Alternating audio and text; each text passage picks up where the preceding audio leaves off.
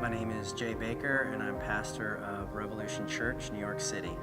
Well, I grew up in one of the biggest churches of America. My mom and dad were Jim and Tammy Faye Baker, still are. My parents lost their everything in 1987. My dad went to prison for a few years, and I just saw an ugly side of the church. And so a few years ago, about 94, I just decided that the church needed to do something new and different. I started reading my Bible because I came very disillusioned with the things that I was seeing at church, and I realized, God's grace when I started reading the Bible, and a lot of the stuff that I was reading wasn't what people were talking about. So that kind of changed my life and had me and a couple of my friends start the church revolution.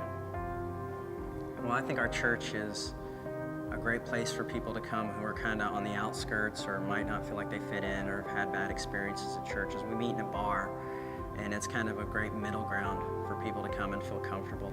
Well, one of our slogans is destroying religion since 1994. And the idea behind that isn't like true religion, but more like man-made religion and tradition and maybe a lot of the way we've grown up under this like American form of Christianity. I've opened our church to the gay community, and I don't believe that homosexuality is a sin, and so I've caught a lot of flack from that, from a lot of people across the country, lost a lot of my speaking engagements. The more I understand the Bible, the more I understand Christ, as I believe that's what Jesus would do. It's hard because a lot of people call you a heretic and say bad things, but I feel like I have to follow my convictions, not the majority. There's always going to be a group of people who want to be right, so other people are wrong, and have that us and them mentality. But what I found out about Christ is Christ never had that mentality. Matter of fact, the only people he seemed to have a hard time with were the religious people of his day. Sometimes people get caught up on one or two things that I believe that may differ from them. And that's unfortunate, because the church should be a place where we could agree to disagree and be a community and be Christ-like. But I think we're getting there, but we're not there yet. We encounter a lot of people who say, this is their last chance, or they were going to give up on God.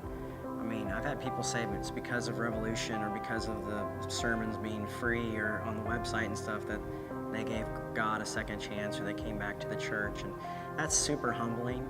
And it's kind of also like, wow, we're doing something good here, and we're helping people, and hopefully we're helping change the face of Christianity and get it back to really what it is. And I think the more you study the Bible, the more inclusive you'll find Christ to be.